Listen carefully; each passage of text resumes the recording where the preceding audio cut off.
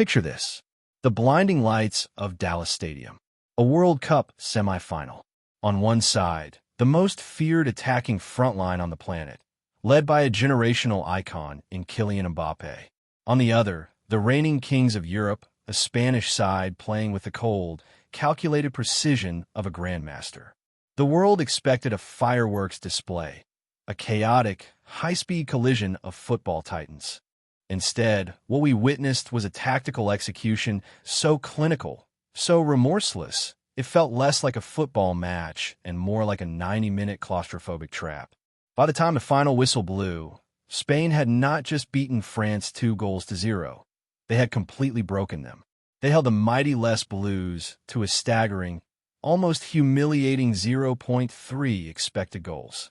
How does a team filled with hundreds of millions of dollars of attacking talent become completely invisible on the world's biggest stage? How did Didier Deschamps, the longest-serving tactical general in French history, get completely outthought by Luis de la Fuente? Today, we are tearing up the hype packages and looking at the tactical storyboard. This is the story of how Spain systematically choked the life out of France to book their ticket to the World Cup final. To understand why France failed, we first have to understand the trap Spain set for them from the very first whistle. Everyone knew France's master plan: sit deep, absorb pressure, and hit like lightning on the counterattack through Mbappé and Bradley Barcola. It is a formula that has won them trophies for a decade. But Spain refused to play the victim in that script. Instead of dropping back out of fear, Spain brought the fight directly to the French doorstep. They executed a masterclass in counterpressing that felt entirely claustrophobic. The second Spain lost the ball, they did not retreat. They hunted in packs. In the heart of the pitch, Rodri and Fabian Ruiz formed a double-layered iron shield. They pushed Spain's defensive line incredibly high, effectively compressing the pitch into a tiny, suffocating box. Every single time a French midfielder won the ball and tried to lift his head to spray a pass out to the wings, a red shirt was already there, suffocating their space.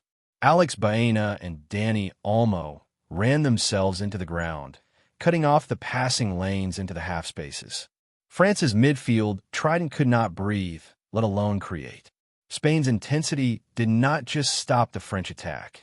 It destroyed the very engine room required to transition the ball from defense to offense. France was trapped in their own half, drowning in Spain's pressure. As the first half unfolded, the story became less about what Spain was doing and more about what France could not do. The French offense was completely stagnant, frozen by a total lack of structural cohesion. And nowhere was this more evident than in the tragic isolation of Kylian Mbappé. On a night where Mbappé broke the all-time appearance record for France at the World Cup with 21 matches, he was reduced to a ghost. The defining, most damning statistic of the first half tells the entire story.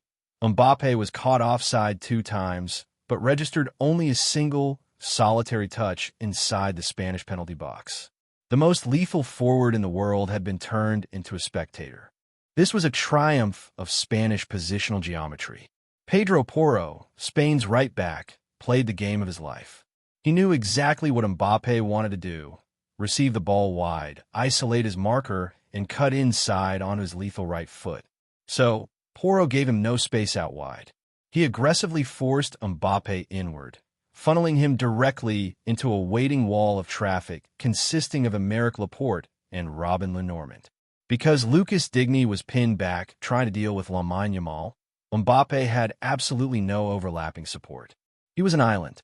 On the other wing, Bradley Barcola tried to spark something with raw pace, but his efforts were wild, frantic, and lacked any structural backing, culminating in speculative shots that flew harmlessly over the crossbar. France was entirely devoid of central penetration, completely disconnected, and utterly toothless.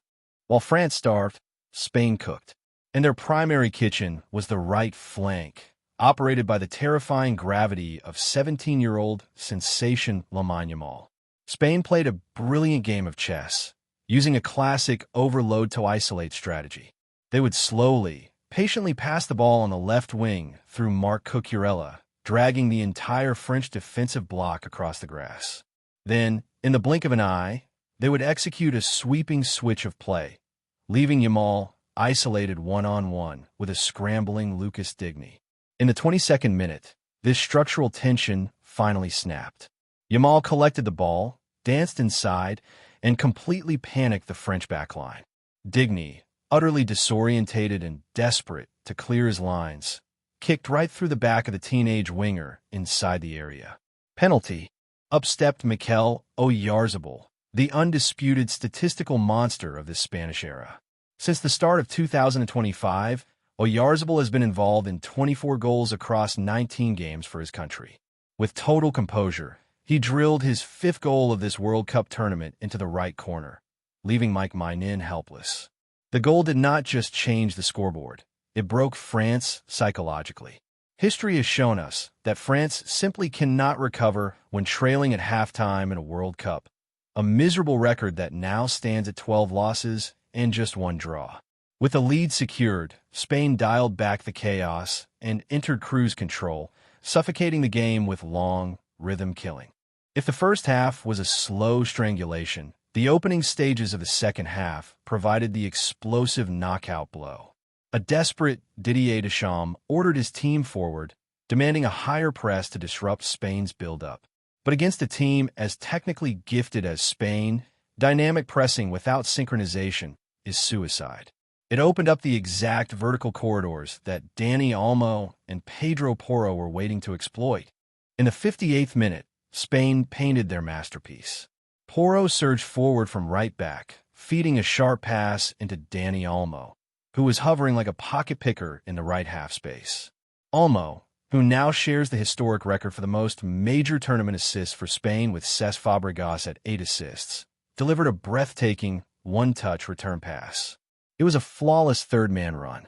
Porro sliced clean through the gaping chasm between Digne and Dayot Upamecano, meeting the ball in stride and sweeping a clinical finish past Maignan.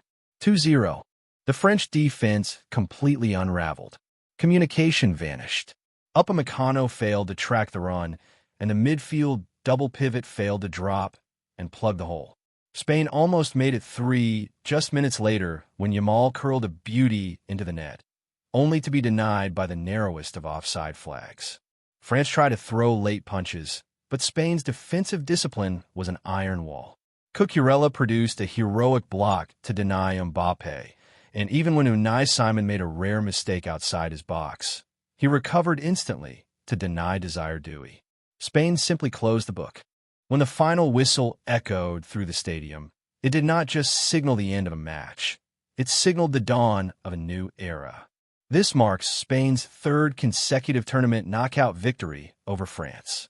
Luis de la Fuente has built an absolute machine, a team that possesses the historical, romantic possession of traditional Spanish football, but weaponized with a terrifying modern verticality and ruthless defensive steel. For France, it is a bitter, frustrating end of an era. Deschamps managed his 26th World Cup match, the most in history, but his tactical stubbornness finally caught up to him. In the modern game, you cannot rely solely on a low block and a prayer for Mbappé magic. France looked exhausted, uninspired, and tactically bankrupt. Spain now marches into their first World Cup final since 2010, looking completely untouchable. Whether they face England or Argentina, La Roja will enter the pitch as the ultimate tactical titans of the modern game. So what do you think? Was this Deschamps' ultimate failure, or is Spain just too perfect to stop? Let me know your thoughts in the comments down below. Drop a like, hit that subscribe button for more deep tactical stories, and I will see you in the next breakdown.